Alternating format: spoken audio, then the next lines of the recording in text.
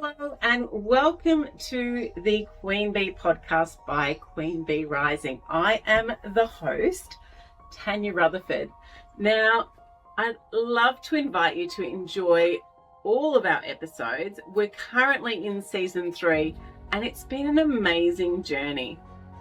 Each fortnight, I interview an amazing woman and we talk about menopause, we talk about midlife, and we also talk about personal transformations. Along the way, we explore some of the things that are holding us back, and there's always something uplifting, inspiring, and often a wow, I had no idea moment mixed in with all that as well. Stay tuned and enjoy. Hello and welcome to this week's episode of the Queen Bee podcast. Joining me today is Billie Muller. My favourite word to describe Billie is bubbly. We've known each other on and off for quite a few years because we both used to work at Central Queensland University. And now we are both doing our own thing with school-age kids. In the past, I've always known Billie as being awesome in the marketing space, and only recently came to know about her research experience and the resources she's been creating around being a mum-child ADHD combo. Welcome to the podcast, Billie. Thanks. It's nice to be here. So tell us a bit about your journey. What got you to where you are today? Yeah, well, it's been an interesting journey, and it's definitely been a series of experiments, that have all seemed disconnected at the time and have shown to be a bit of a path, which I guess is everyone's life, really. But I think very much this year has been, well, the past couple of years have really been about getting to know myself and about permission giving. Yeah. And also about, I guess, opting out of the different, things that don't serve us. So that's a very general kind of But thing. it sounds great. Well, I'm glad. So just for a bit of background for your listeners. So I'm an only child. I grew up in Brisbane with very artsy kind of counterculture parents. So my mum was the art critic for the Korean Mail for many years. My dad was the draftsman, but they're also very artistic in their own ways. So mum is a painter, and now she's retired. She's had several fantastic exhibitions. And dad is a musician and was very close to being an 80s pop star sensation. Wow. So there's always kind of been this vibe, I guess, in our life of, personal expression, but also because they were both freelancing, exploring the ways that you can make work for you and I guess contribute to the community in a way. Dad always volunteered, with golf clubs in different ways.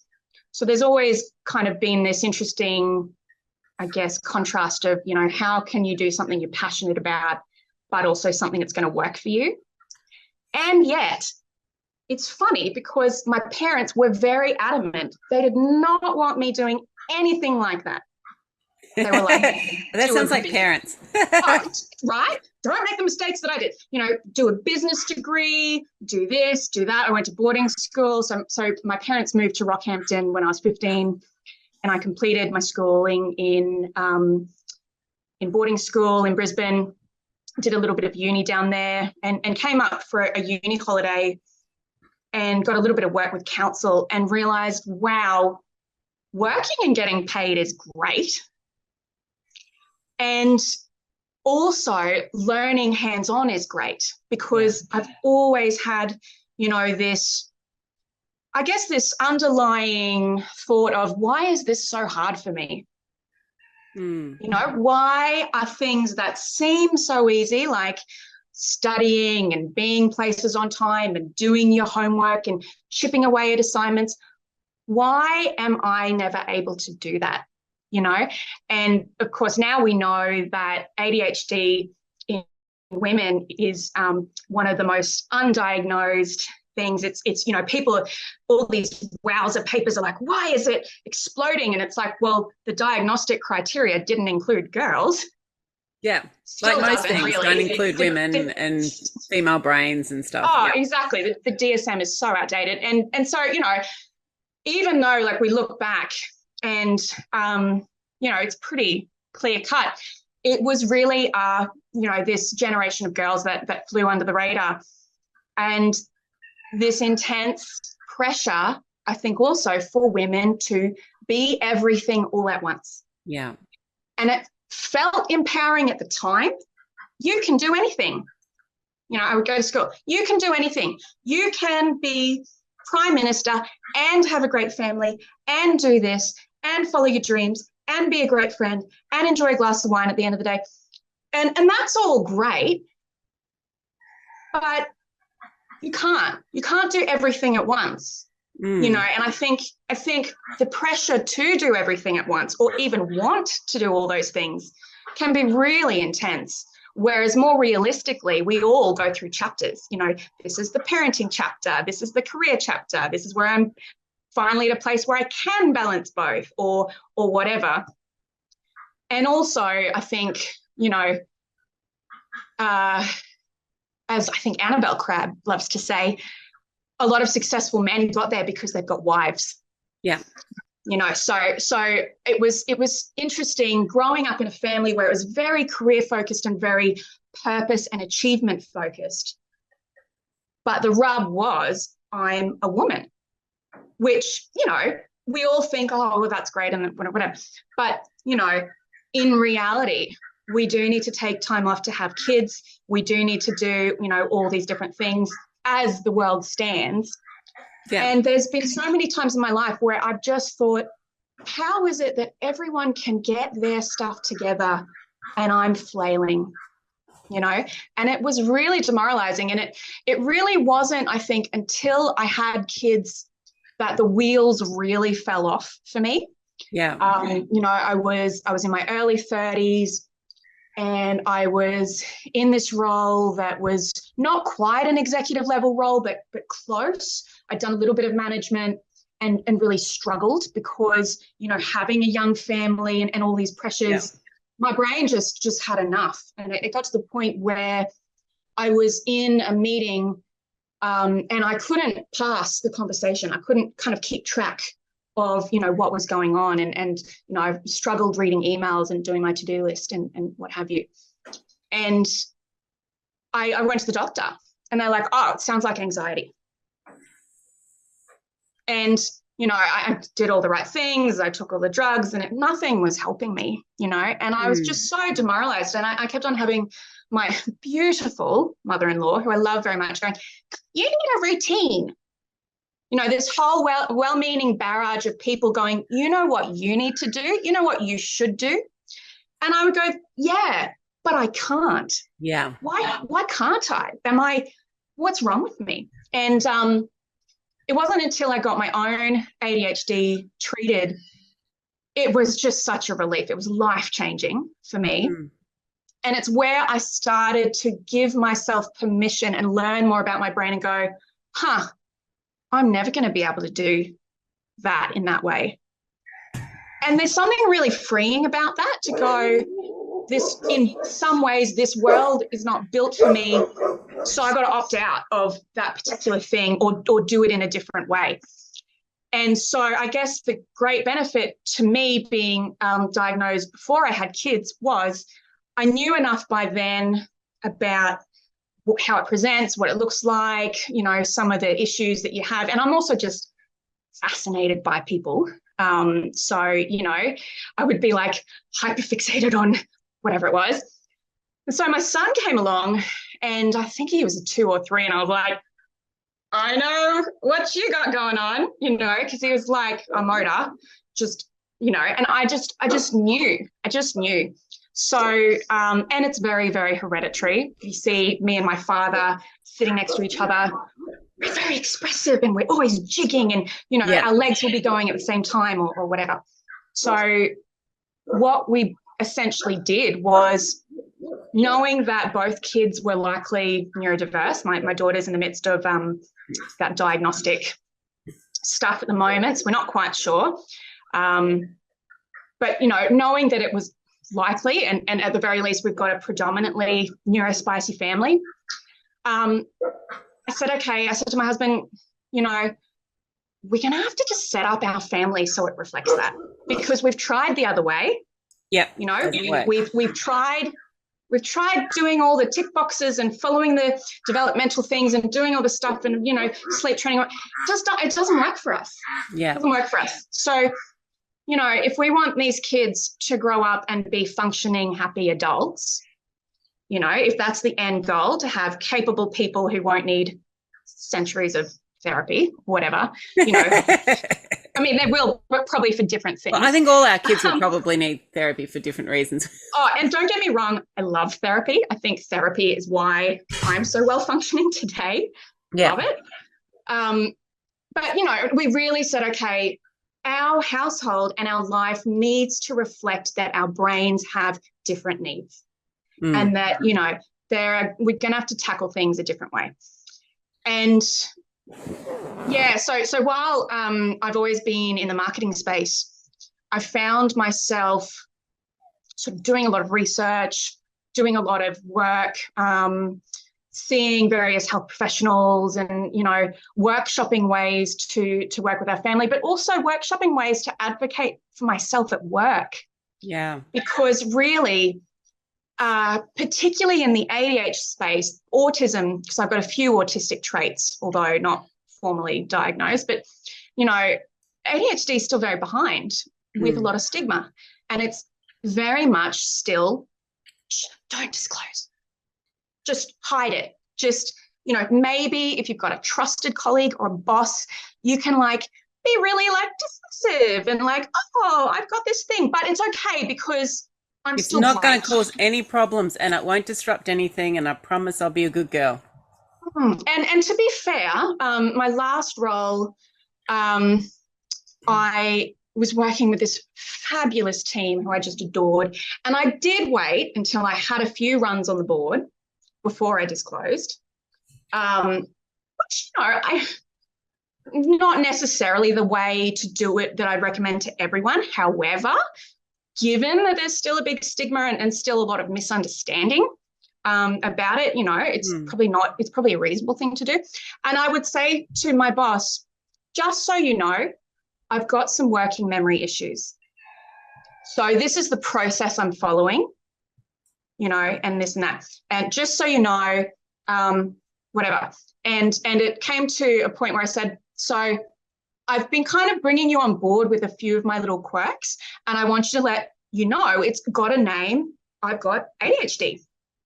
And the reason I didn't want to just, you know, go out guns blazing with that was you might think what I thought, that it's 14-year-old boys running around a classroom. But it's not. The predominant thing is working memory, task initiation, you know, finding it difficult to map out plans or times. You know, it's that really high-level executive functioning and planning stuff that we really fall down upon. And it's also a barrage of stimulus. You know, we have so much input all the time that, you know, a lot of our other systems sometimes don't work as well because half our brain is busy.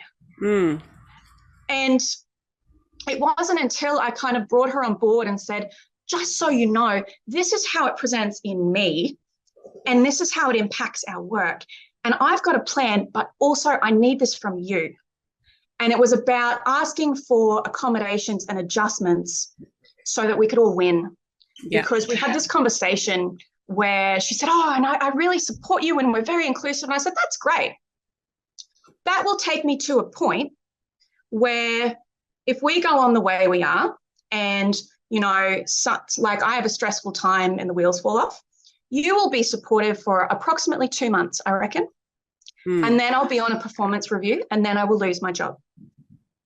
I don't want that to happen. You don't want that to happen. And we know that ADHD, it fluctuates. So there are some times where I will be bloody amazing. I will do the output of 2 people, particularly if it's a problem to solve or something I'm passionate about. And there would be times when my team would be blown away by the sheer amount of work I would do. But there would be weeks where I would be burnt out or whatever, or hormones, which they don't talk about with women, but wow. And so I said to her, if we agree that my output needs to be at least, 85, whatever is a pass, the minimum to keep our team rolling, how do we ensure I'm meeting that? And what are the key things that I'm dropping the ball on? And for me, it was at a certain point for a short period, because I had some health issues, it was detail and some timelines and sort of that soft planning stuff. And so I said to her, we pulled together a planning spreadsheet and we put together some peer review guidelines and some other things. And it actually ended up benefiting the whole team. And we kept certain things we didn't need because it was about my wasn't required. But there were certain things that actually benefited the full team because it was kind of allowing for the fact that people have different working styles. Everyone's capacity fluctuates, day to day, week to week. And what are the key things as a team we need to hit? And how can you organize the work so that everyone can do that, regardless of, oh, my kid's sick or my kid, there needs to be some safety nets for everybody. Yeah. So anyway, I've struggled off and on with burnout at different points in my life because, as I said, it's a fluctuating disability, and you can go all guns blazing and then realize you are pushing too much. And unfortunately, if you work a 9 to 5, you're required to do 40 hours a week. Yeah. And it blows my mind that we are still tied to these working hours that came from the 20s when people worked in factories and had wives and whatever. And, it was like the guy with the cigar who was like, well, let's give the workers who we flog some, safety. And it was just this arbitrary number. I know, it's about the hours worked rather than the productivity or their impact or any of those things, because that is different for everyone, but we don't allow that to be different. And it's funny because people talk very much about being inclusive and they don't have the practices. They don't have the procedures to back it up. They don't have the, okay, if we agree that everyone's got a different communication style, how can we know what everyone's communication style is? Like when I the last few jobs that I've had, I've sort of met everyone and said, just so you know, I can be very blunt. I ask a lot of questions, and that's how I learn. And it's never going to be implying that you should do things differently. It might just be that I'm just not up to speed. So if I ask you a question, it will purely be because I don't know. And if I think you need to change something, I will tell you because up front. And I had a lot of people kind of staring at me. I've gotten very used to getting a certain type of look. And I would say, well, why are you asking me? I'm like, well, I need to know how you talk. I need to know what you like. I need to know, and, I know that, Joe, doesn't like to have meetings before 10, or, Sarah really loves you to ask about her kids and give a bit of flowery small talk before you launch into things because that makes her comfortable, whatever. Everyone's got their preferences. And I think it's important to be like, this is what I need from you. And just so you know, this is what I will give you. And we all need to tailor ourselves. I'm not saying we should go through life masking, but, I think we need to be aware that different people have needs and ask people to meet us halfway and do the same. Because, at the moment, I find it's very much a cookie cutter. Well, this is professional. That's not professional. But that often caters to a specific type of personality, often the office manager or leadership, and their preferences. It doesn't actually reflect anyone's abilities or needs or preferences. It's these arbitrary values that, you know, trickle down from top-down management, you know, and are often unwritten rules. You know, this is how you go. Like sales in corporate can be very cutthroat, and, you know, this is my patch, this is your patch, and whatever. And so I guess, you know, my journey has been very much learning the spaces that don't work for me, feeling like a space alien, you know, for a lot of my life, and learning how to people. Because when you grow up neurodiverse and, you know, child in the 80s, we didn't have a lot of support. Our parents didn't know anything about it. It was very much, you know, and they all had, you know, very established careers and priorities, and, you know, lots of pressure on women at the same time, but less support. So in some ways, children of the 80s were very much left to sort out their own shit, pardon my French, but, you know, sort yourself out. You'll be right. So I would study people. And, you know, I went from being a horribly bullied, you know, sad, lonely kid in primary school to going, right, I've got to learn how to people. I've got to learn, you know, what to do in these different situations, and how to read people, and, you know, how to talk their language and what they're looking for from me, because I knew instinctively there were always going to be things that I couldn't give. I couldn't necessarily be the most organized or tidy or whatever. I actually got told I wasn't going to be vice captain in my high school because I didn't have my stuff together. But you're such an integral part of the school. You know, if only you could be more whatever. Yeah, if you could be someone else, that would be awesome. If you could just like not be you, we'd make you leadership. And it's really been, you know, I guess healing those traumas that we all collect along the way. If you're neurodiverse, living in a world that doesn't work for you, and really trying to heal yourself, and, you know, just a varying levels of opting out. I don't do party bags for my kids' birthdays. You know, I don't do certain things. I ask, you know, the school to email me things, because anything that's paper is lost forever. It's black hole, you know. There are certain things that I've learned along the way, and it came to a head with work. And I said, okay, if I know about myself that I have a dynamic disability that fluctuates, and if I know that I can never give, because I've given it a red hot go, but I can't consistently give 40 hours a week, you know, however many weeks a year, I have to go into business for myself. Yeah. You know, I have to be the one who manages my timeline, because I don't care how inclusive you are, businesses have needs, and I think that's valid.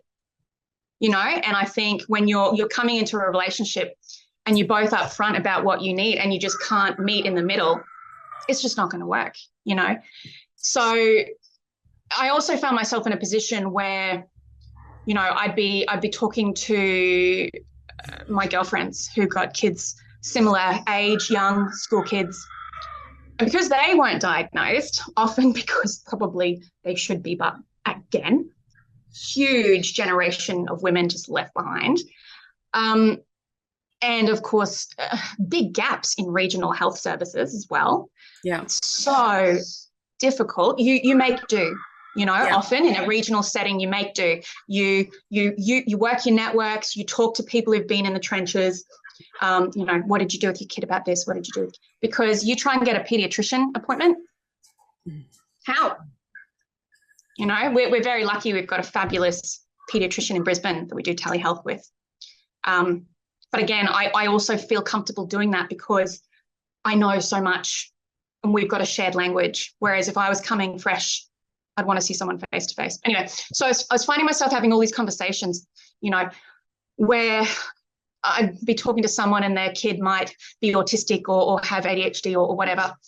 And, you know, things like, oh, you know, mornings are a nightmare. And I said, well, you know, do you have a visual schedule? Or have you thought about using Spotify songs as a time limit, or, you know, whatever it is. These are some of the things we do. You know, we do X, Y, Z, and, or, you know, do you have advice about, you know, medication? And I've said, well, you know, these questions to ask your pediatrician, ask them X, Y, Z, whatever it is. And it became very apparent that not everyone has got the time or the inclination or the health literacy to be on top of this stuff. Mm. And that I was in this really, I guess, interesting position where I've communicated everyone else's products and needs and thoughts ultimately my whole life. I've sort of been, you know, responsible for bringing information, collating it, and then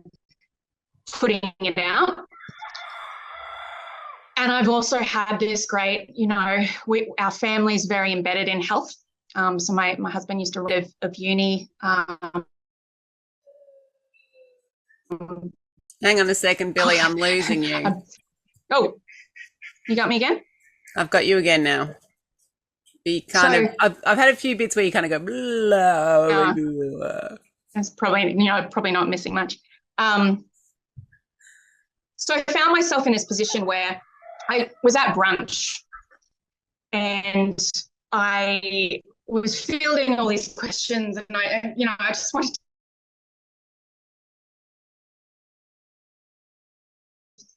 Oh, have I got you?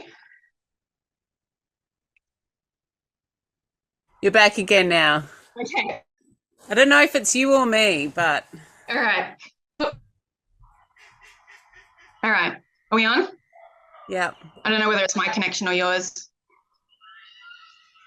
That's right. Anyway, you were at brunch. I was at brunch. All I wanted to do was eat eggs. But I had about 5 women who were like, oh, you've gone through all this stuff. I came home. I said to my husband, babe, do I need to run a town hall? You know, very flippantly. What do I need to do? And he looks at me and he goes, maybe you do. And I've always been saying, you know, where's the resource? Because there's lots of resources out there for if you're neurotypical and you've got an ADHD or autistic child, often here's how you fix them or mask their stuff or get them to be normal. It's always deficit. Or, you know, if you're an ADHD adult, here's how to hide your stuff at work and also, you know, da-da-da. But there's never this intersection of you might be neurodiverse and an adult and a parent and everyone in your household is also neurodiverse. How do you make sure the wheels don't fall off? How do you talk to your kids about their brain so they feel nurtured and seen?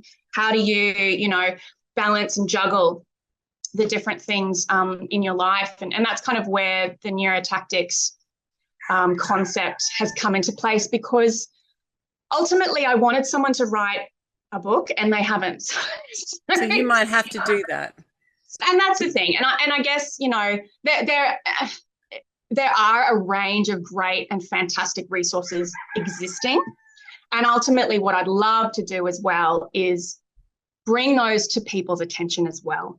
So, you know, not necessarily being I'm the expert. I see myself more as a community researcher, an advocate, but also someone who can bring people together and say, you know, have you seen this great person's work in this space? Or, you know, here are some questions you might want to ask your pediatrician sourced from whoever, or, you know, whatever. Here's how you understand whether a study, you know, works or not. Like, you know, here's how you read the statistics or whatever. Because, you know, not everyone has that. Not everyone should have that, but everyone should be able to answer some questions or at least think about what works. Because the other thing for neurodiverse brains is not everything will work for you. And not everyone presents in the same way. You know, they say if you meet an autistic person, you've met an autistic person. Because, you know, everyone's got a little bit of something. People talk about the spectrum, and I think this very much applies to ADHD as well, as if it's a gradient, a little bit or a lot, low functioning or high functioning.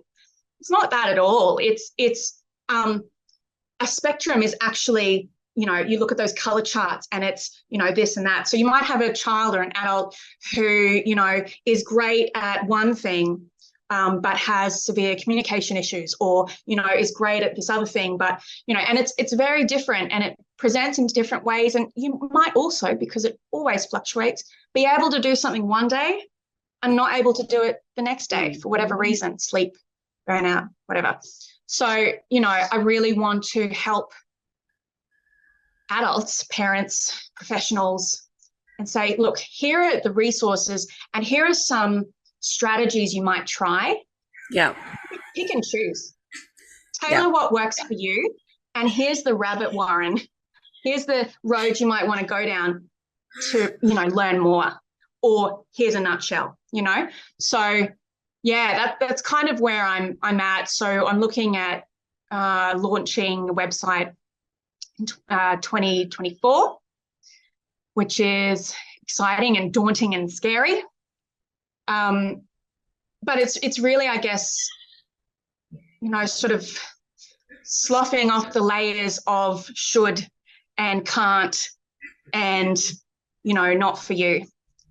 Because what else do you do? I feel like, you know, I feel like if we treated everyone like that, then we'd all benefit, because in realistic, no one is the same as anyone else, regardless. And I know that's, your approach sounds very much like the approach I have with teaching people how to learn, because it's all about who you are, what your situation is, what your circumstances are, what your past experiences have been, all brought in and rolled up in a bundle. And, you know, one size never fits all. Sometimes it doesn't fit anyone, which is, I kind of feel like, you know, the industrial age corporate structure is very much not really one size fits all, unless, you know, you're not the one that's trying to fit other things into your life, like you mentioned. And I know with other startups, exactly like you say, they pretty much always have a wife behind them that does everything else. And yes, they can do these amazing hours and they can travel and they can do all these things because they have someone else to carry that. Because we're trying to carry that as well, it just becomes a different, we need to do it a different way, and we need to be 100%. Open and okay about that.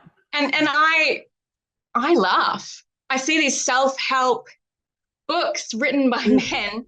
Yeah. You know, like, I have to say, I am a left-leaning, liberal, bra-burning, whatever.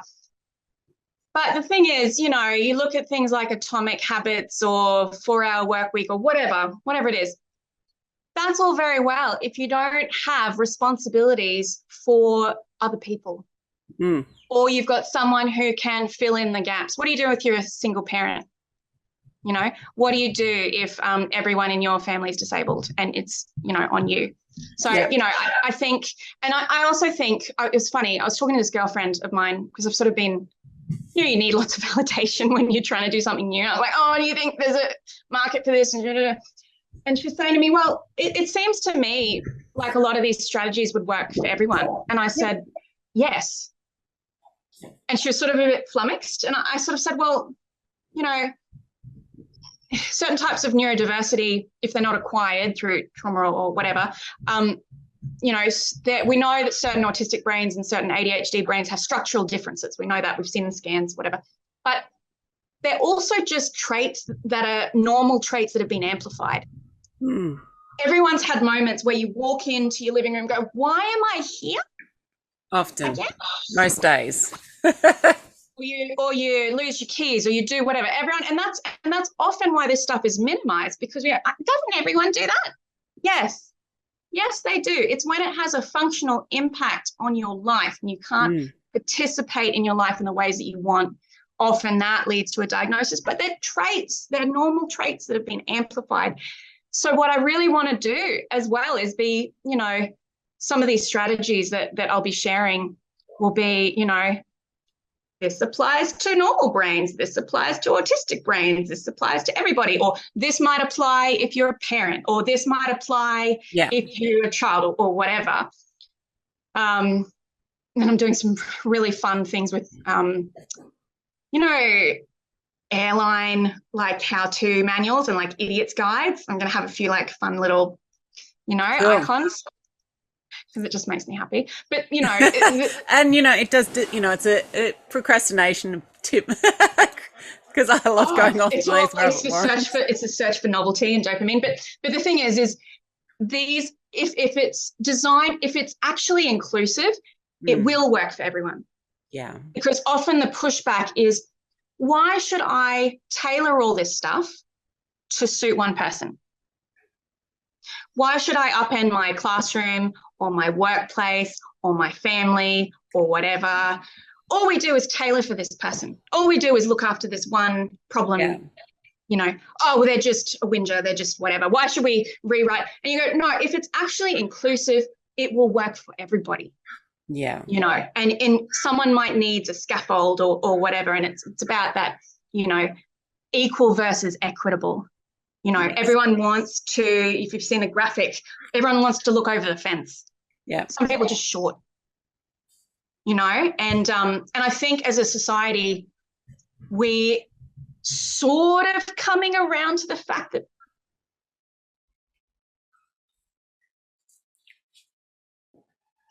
Hello. Are you still there, Billie? All right, I hear you now. You're sort of coming around to you're sort of, and then you froze. And I thought you were thinking really deeply. No, you're just frozen. So I was like, I'll come back. I think as a culture, we've almost come to the realization that disabled people are people, grudgingly. Yeah, they're sort of people. We'd like to not see them or hear from them. Yeah. But they're allowed, We'll allow, disabled parking and, braille and whatever and, sign language. We might think it's a bit, we don't want to have it in our face. Yeah. But I really think, we've got ramps. We've got ramps in buildings. We even have lifts in some buildings, but they don't always work. No, we've got, physical accommodations. We need mental ramps now. And we need to really come to grips with the fact that disability is not a dirty word. Ultimately, even though I participate in all areas of my life, I've got a disability. It's a hidden disability. Yeah. It can be really debilitating. And disability is not a dirty word. And I think, we've got this real fear, of being disabled. And actually, when I first kind of started toying with that concept, I hated it. And I was like, oh, well, I've got this thing, but I'm fine. And I'm actually great and whatever. And people talk about, their autism or their ADHD is a superpower or whatever.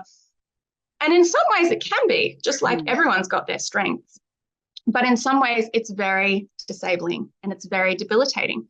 And I think we need to let go of that feeling of people being valuable for their productivity levels. Yeah. And, people are just valuable because they're people.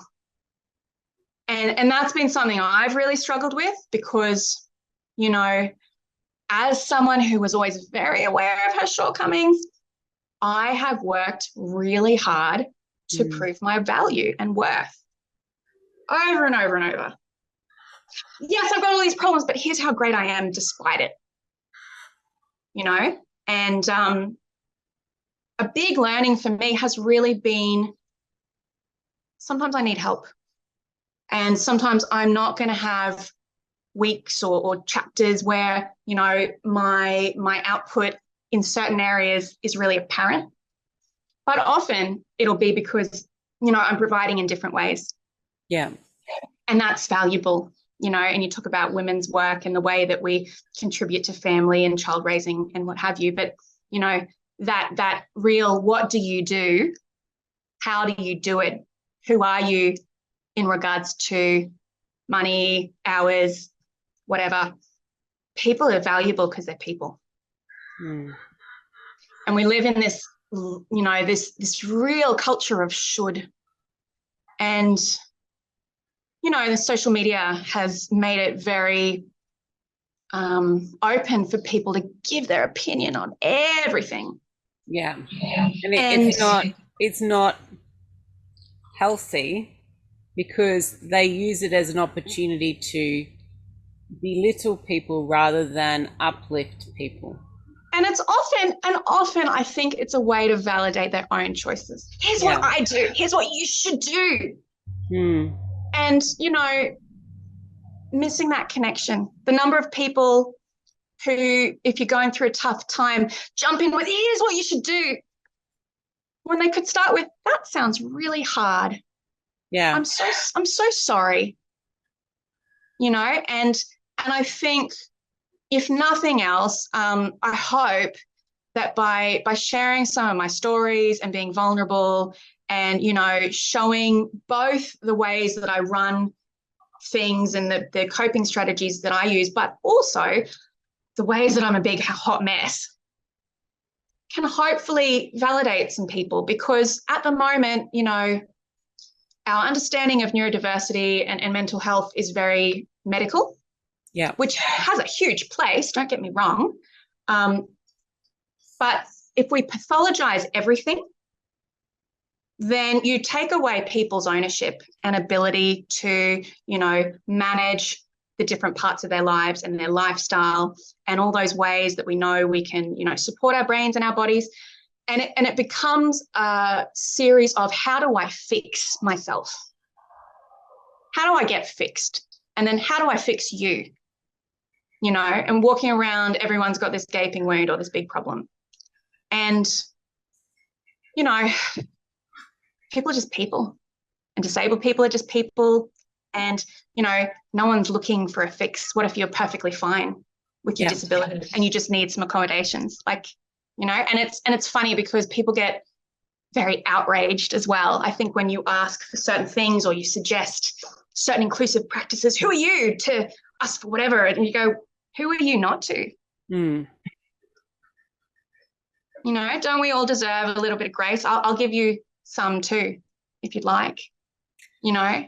And I know we were talking the other day about how, and I guess because for a lot of our listeners, perimenopause and menopause is like a hot topic. So how has that been coming in the mix? Because I know it has been, but we of, again, think of everything in isolation. So, yeah. Give us a bit of an example of what that looks like for you. Well, that was actually a big part of why I put a lot of those workplace things in place, because, and as I said to you, it hit me hard. And I think I was 36 at the time, which is not that uncommon. It's a little bit young, but, you know, the things they don't tell you about women's health, because no one cares about women's health. Oh, no, you've got a uterus. That must be hard. Good luck with that. You know, all these disinterested doctors, no studies, because ew, vaginas, like, you know. Well, it's more hormones. We're so unpredictable. It's just too hard. So let's just look in. Yeah. Anyway, I have a whole rant about men and being emotional.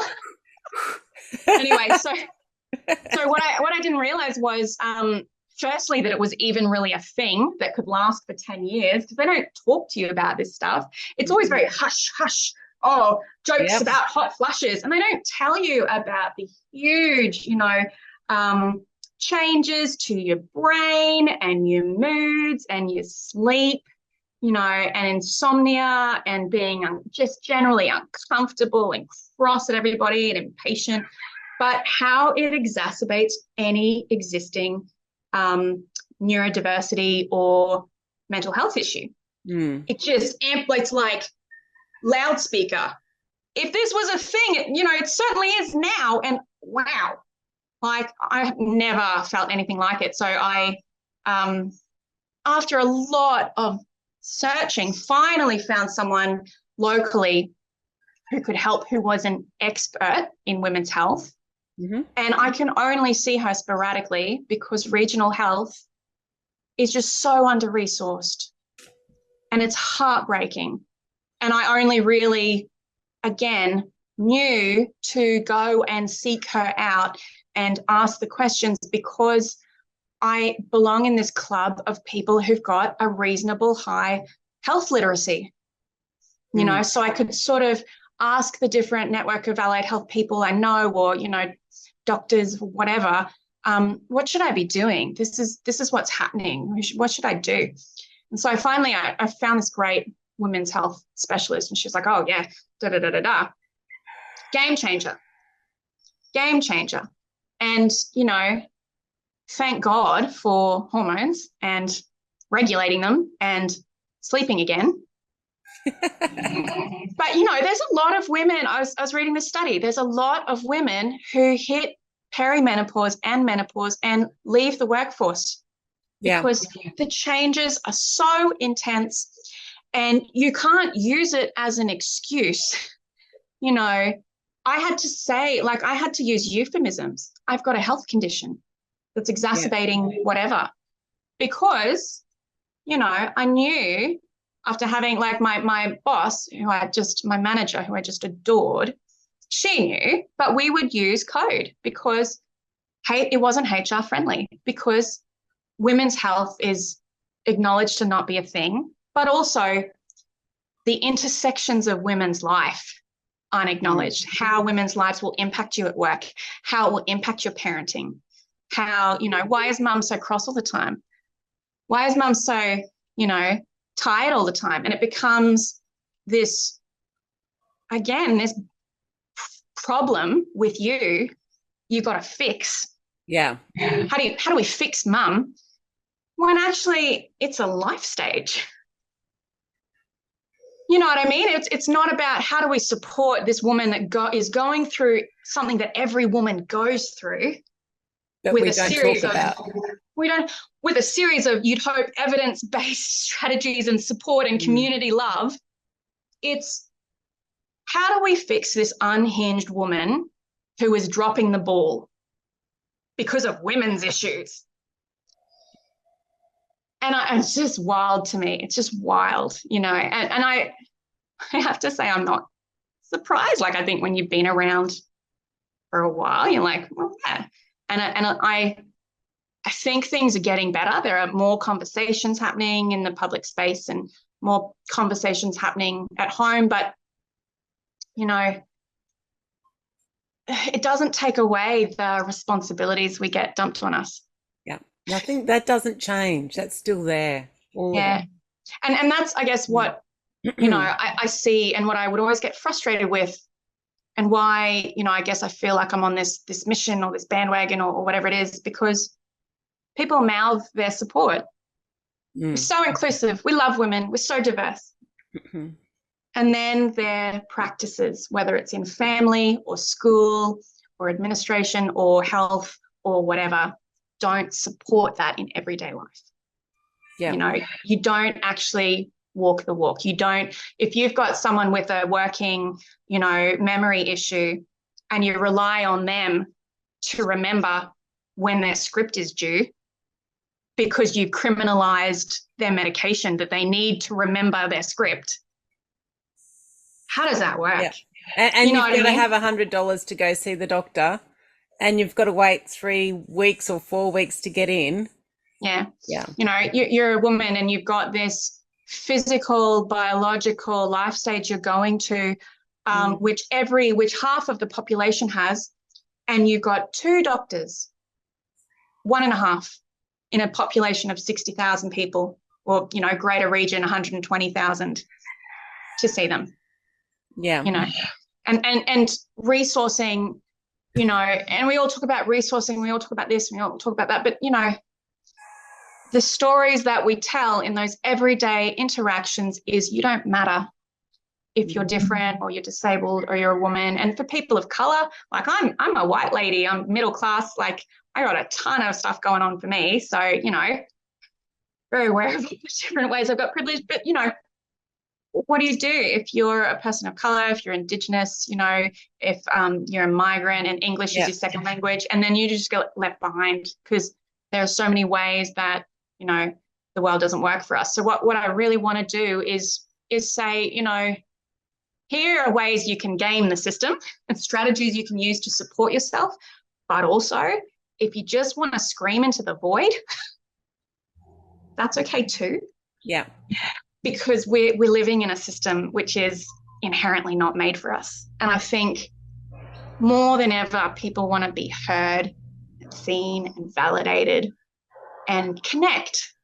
And it's turning this real adversarial, you're a snowflake, or you're a this, or you're a that, or you're a, and what happened to just being people, because everyone's got reasons. Everyone's got reasons for those, sometimes quite interesting opinions they have. But, if they've been through a valid life experience, fair enough.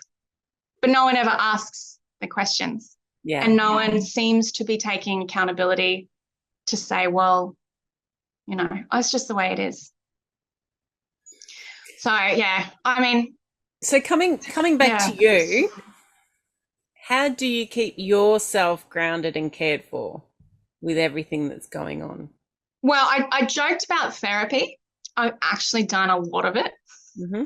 And I really think I joke with my husband that, every functioning adult should have a certain amount of it, but I actually mean it because, I think, and there's different types of therapies that work for different people. And if you're disabled, you might also consider things like OT and whatever. But for me, it's really been about how can I learn about myself? Because I spent so long masking all the stuff I was bad at. Yeah. And, how can I put on the performance? And how can I just work myself out of this hole I feel I'm in?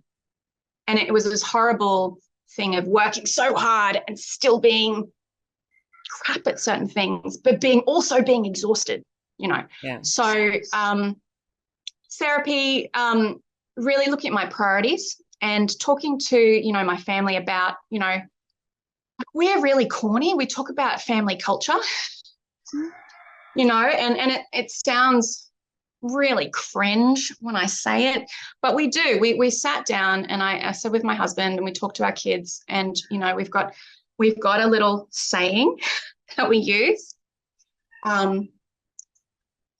Mullahs are kind, mullahs are strong, mullahs fix the problem, mullahs get things done.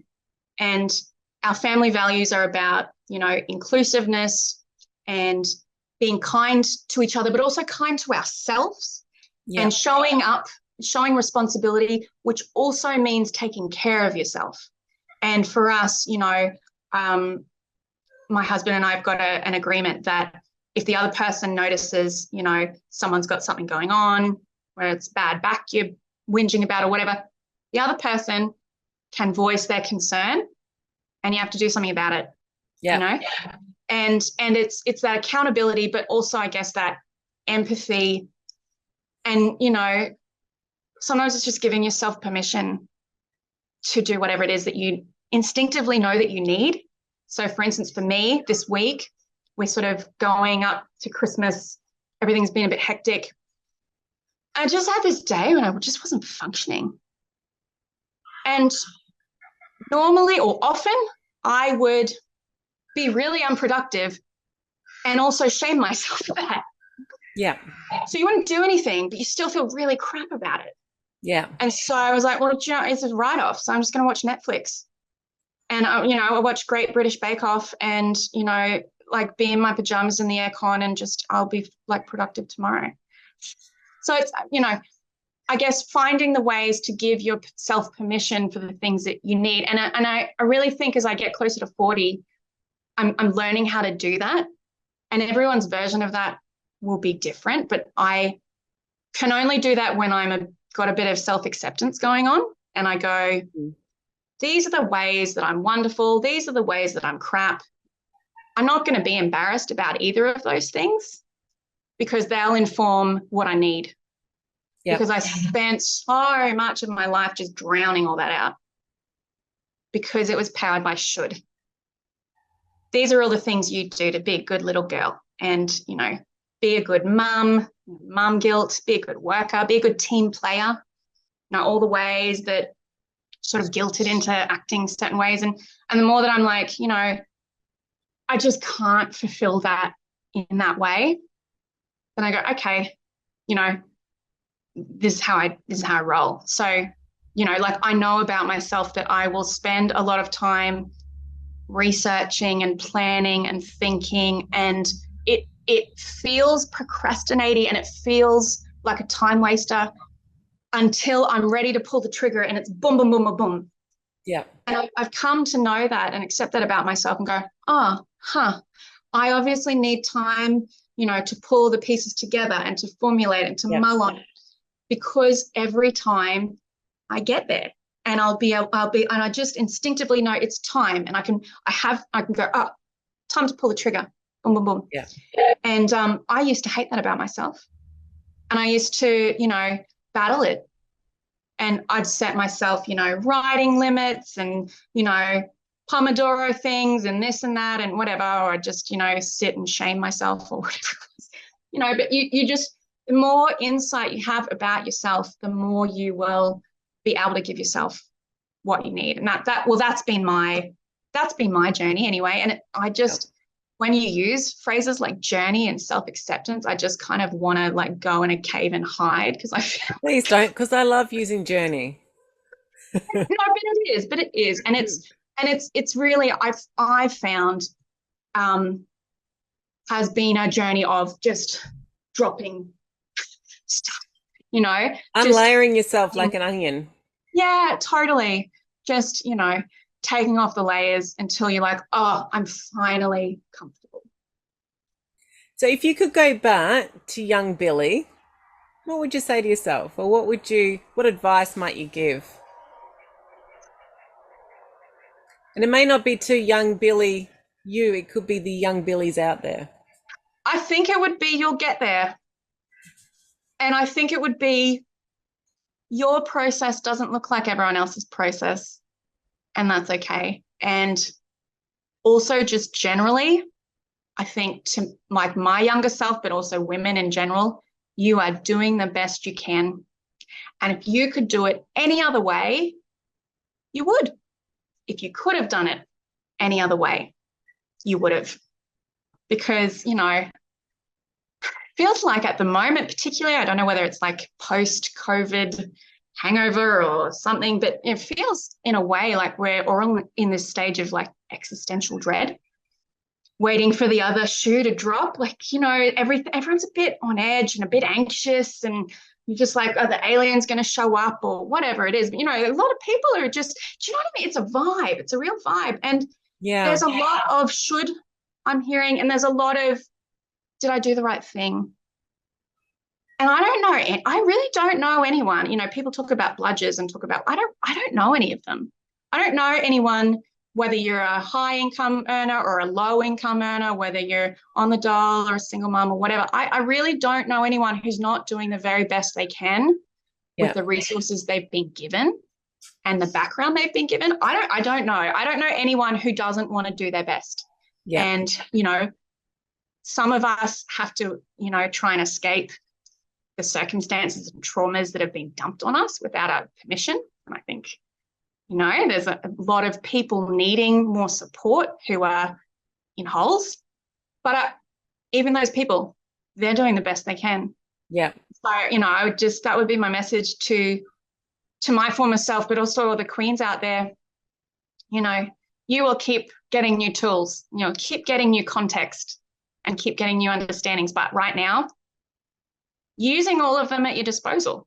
What else can anyone ask of you, Love it. Love it.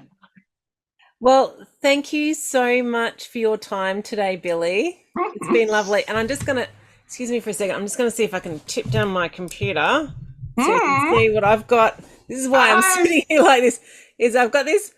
This is the benefit of having a menopausal middle.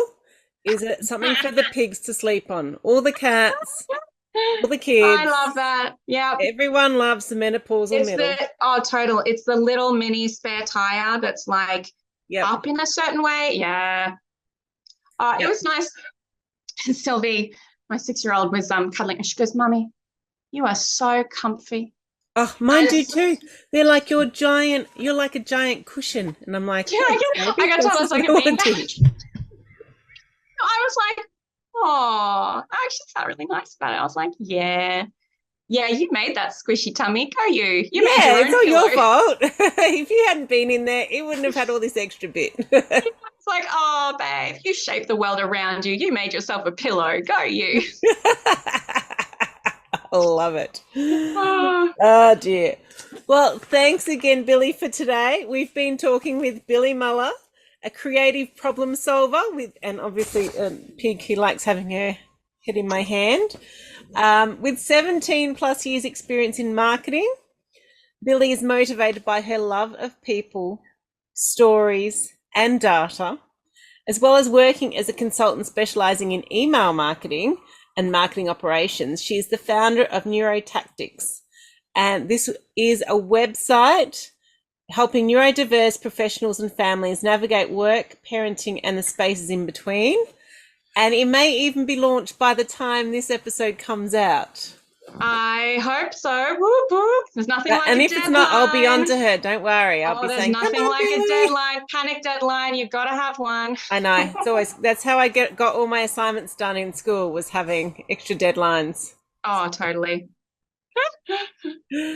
Oh, good. Well, thank you again, Billie. It's been great. Oh, it's been my pleasure. I get to rabbit on to a captive audience. It's lovely. Thanks for having me. Thank you for joining us for the Queen Bee podcast. Now, if you're keen to have more, and why wouldn't you be, definitely check out all our other episodes. I think there's a real win in every single one of them. Now, if you would like some more support, then we have that as well. In our Queen Bee Rising library, we have a lot of resources designed to inform and support you in your peri and menopause journey. We also have some amazing programs that are all about helping you to shift from blah to woo-hoo, or something along that spectrum. Check out the website, and if you've got any questions, then definitely shoot me an email at connect@queenbeerising.com.au, and I look forward to hearing from you.